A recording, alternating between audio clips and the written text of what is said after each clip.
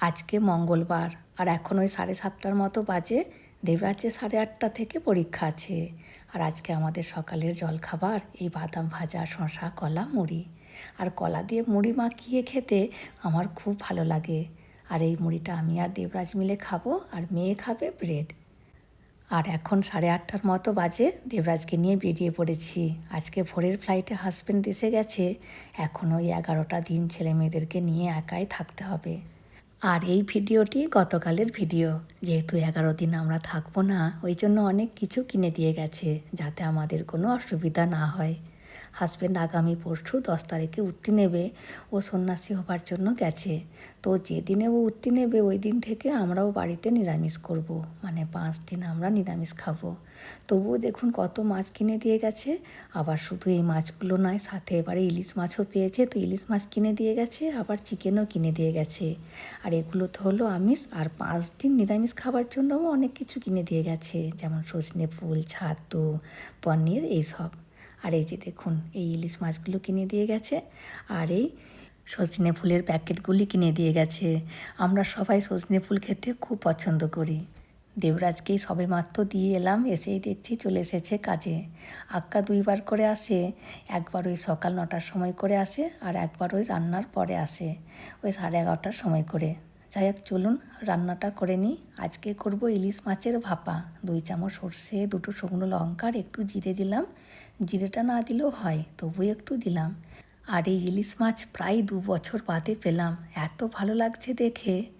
যাই হোক, হাজব্যান্ড এই প্রথমবার সন্ন্যাসী হচ্ছে। আমাদের মা মানসিক করেছিলেন হাজব্যান্ডের জন্য। তো এতদিন সময় হয়ে ওঠেনি, কারণ ছেলে মেয়ে দুজনেরই স্কুল থাকে এই সময়। আর যেহেতু মেয়ের পরীক্ষাটা হয়ে গেছে আর শুধু ছেলের স্কুলটা আছে, তাও আবার প্রতিদিন নয়, যেদিন পরীক্ষা থাকবে সেই দিনে স্কুলে নিয়ে যেতে হবে। তো অতটাও চাপ নেই, ওই জন্য এবছর সময় হলো। আর হাজব্যান্ড মাঝে মধ্যে বাইরে যায়, আমি একাই থাকি, কিন্তু এবারে যাওয়া আসা মিলে 11 দিন। তো এতদিন এই প্রথমবার একা থাকবো। আর ও ঘরে না থাকলে ঘরটা পুরো খালি খালি হয়ে যায়। যাই হোক, আর আমি সর্ষে বাটাটা ছাঁকলাম না। সর্ষে বাটাটা ছেঁকে নিলে খেতে বেশি ভালো হয়, কিন্তু এই ছাঁকনিটাই আমি খুঁজে পেলাম না। যাই হোক, বেশি করে সর্ষের তেল দিলাম আর কাঁচা লঙ্কা দিলাম। আর ইলিশ মাছ কাঁচা লঙ্কা সর্ষে তেলেই জব্দ। আর এই সজনে ফুলের আজকে ভাজা করব। আর এই দুটি খাবারই আমাদের সবার খুব প্রিয়। যাই হোক চলুন এবার গ্যাসে বসিয়ে দিই। এবার ঢাকা দিয়ে গ্যাসটা কমিয়ে দেবো। ব্যাস হয়ে গেছে। আর আজকে রান্না করব লোটে শাকের চচ্চড়ি। নিবেদিতা দিদিভাই কমেন্ট করেছিল লোটে শাক কী। তো আমি সবসময় শাককে আগের দিনে কেটে বেছে রেখে দিই। তো কাটা শাকটাই দেখাচ্ছি, চিনতে পারো না কি দেখে নাও দিদিভাই। এগুলো হচ্ছে লোটে শাক। আর লোটে শাক যেহেতু একটু নরম, ওই জন্য আমি বড় বড় করে কাটি। আর এই লোটে শাকের আমি বেশিরভাগ ভাজা বানাই পেঁয়াজ রসুন দিয়ে, কিন্তু আজকে আমি ওই বড়ি দিয়ে চচ্চড়ি করব। এদিকে মাছটাও প্রায় হয়ে এসেছে। এবার একটু কাঁচা সর্ষের তেল দেবো উপর থেকে। ব্যাস হয়ে গেছে। এবার একটু সর্ষের তেল দেব, দিয়ে নামিয়ে দেব। আর এখন ওই 10:30টার মতো বাজে। আর 11:30টার সময় দেবরাজকে আবার আনতে যেতে হবে। দেখুন কি সুন্দর রঙটা হয়েছে। ওই জন্য শুকনো লঙ্কা দিয়েছিলাম কালার হওয়ার জন্য। আর সর্ষেটা যদি একটু ছেঁকে নেওয়া হতো তো আরও ভালো হতো। ব্যাস এবার একটু কড়াইটা ধুয়ে জলটা দিয়ে দেব। আর এখন সজনে ফুলটা ভেজে নেব, তাহলেই রান্না হয়ে যাবে। মেয়েকে বললাম ছাদ থেকে জামা কাপড়গুলো নিয়ে চলে আয়, এনে গুছিয়ে দে। কি করছে কে জানে। দাঁড়ান সজনে ফুলটা বসিয়ে দিয়ে দেখি ও কি করছে। যাই হোক বসেছে কাজে। আর এখন যেহেতু পরীক্ষাটা হয়ে গেছে, এই টুকিটাকি কাজগুলো করে নেয়। আর আজকে ভোরবেলা উঠেই আমি মেশিনটা চালিয়ে দিয়েছিলাম। আর 7টার সময় প্রতিবেশীদের ঘরে কাজে এসেই আমাদের জামা কাপড়গুলো আগে শুকোতে দিয়ে দিয়েছিল। আর এখন যা রোদের জোর, বেশিক্ষণ জামা কাপড় ছাদে থাকলেই সব রং চলে যাবে। ব্যাস সজনে ফুলটাও ভাজা হয়ে গেছে, এবার নামিয়ে দিই। আর আজকে কি রান্না করেছি চলুন আপনাদেরকে এবার দেখিয়ে দিই। এই যে করেছি শাক চচ্চড়ি, ওপর থেকে বড়ি ছড়িয়ে দিয়েছি, খুব ভালো হয় খেতে। আর এখন ঘড়ির কাঁটায় 11:30। একটু লেট হয়ে গেছি, কারণ যেতে সময় লাগবে 2 মিনিট। যাই হোক চলুন যাওয়া যাক। ঠিক টাইমই এসেছি। ওর যেহেতু 3 তলায় পরীক্ষা হচ্ছিল, তো নামতে করতে সময় লেগেছে। যাই হোক চলুন বাড়ি ফিরি, বাড়িতে যেয়ে দেখা হবে। এখন আক্কার আসার টাইমও হয়ে গেছে।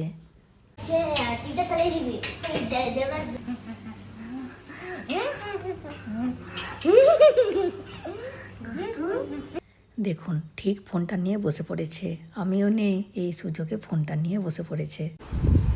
বল কেমন হয়েছে বল, আমি টায়ার্ড হয়ে গেছি ভীষণ। বেকার বেকার হয়েছে, মেয়েটা পিঠটা ফাটিয়ে দেবো। ভালো হয়েছে, বেড়া বেকার হয়েছে। বেকার হয়েছে অপোজিট। এই ছেলেটা আমার কাছে মার খেয়ে মরবে জানিস। আর ডিটেলস অ্যান্সার কোশ্চেন পারিনি, অপোজিট। অপোজিট কেন উল্টো বলছিস কেন? আর filling the blanks, reason, character, বেকার, চুজ, অপোজিট। আর হচ্ছে কি ফিল ইন দ্য ব্ল্যাঙ্কস সব হয়েছিল। বেকার, অপোজিট। আচ্ছা ঠিক আছে, কোশ্চেন পেপারটা বার কর, না বার কর পেপারটা। এটা বলছিলাম না, সানডে লিভ আছে। 7 days লিভ, এখন কি করবি যাই না, জানিস না? জানি কি করবি জানিস? এটা কি হচ্ছে। এখন কয়েকদিন টিভিটা মোটেও রেস্ট পাবে না। এখন 7 দিন স্কুলটা ছুটি আছে, কোথা তামিল নিউ ইয়ার, কোথা এর জন্মদিন, কোথা তার জন্মদিন করে 7 দিন স্কুলটা ছুটে। তো দুই ভাই বোনে মাঝে মধ্যে এমন ঝগড়া শুরু করবে যে আমি চেঁচিয়ে চেঁচিয়ে পারবো না, আমার শরীর খারাপ হয়ে যাবে। আর হাজব্যান্ড বলে দিয়েই গেছে যে তুমি মোটেও ওদের ঝগড়ার মাঝে থাকবে না, তাহলে তোমার শরীর খারাপ হয়ে যাবে।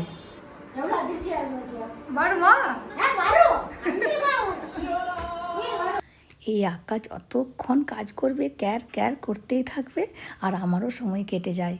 আর প্রতিবেশীদের সব খবরাখবর চলে আসবে আমার কাছে, আবার চলেও যাবে। হাজব্যান্ড দেশে গেছে আমি কাউকে বলিনি, কিন্তু প্রতিবেশীরা সবাই জেনে গেছে যে হাজব্যান্ড দেশে গেছে।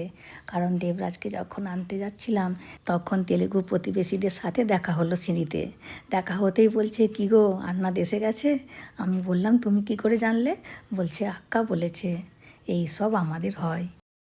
ইলিশ মাছ, তাই তো, সজনে ফুল। হ্যাঁ, কোনটা ভালো লাগছে? সজনে ফুল, হ্যাঁ এটা বি ভালো। আর তুমি এটা দিস না বড়ি, ওটার জন্য আরো ভালো লাগছে। মাছটা বল।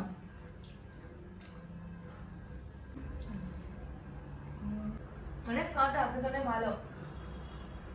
ইলিশ মাছ কাছতে একটু যেতে পারবে? কেউ যেতে হ্যাঁ পারে। অফকোর্স যেতে হবে। মাছের রাজা ইলিশ, তাই তো। নয় এবার আমিও খেতে বসে পড়বো। যাই হোক চলুন তাহলে ভিডিওটিও আজকের মতো আমি এখানেই শেষ করছি। চলে আসবো পরের ভিডিওতে। হাসি খুশি থাকবেন, সবাইকে হাসি খুশি রাখবেন। আর যদি ভিডিওটি ভালো লাগে please like comment and share করে দেবেন, আর অতি অবশ্যই সাবস্ক্রাইব করে দেবেন। Thank you.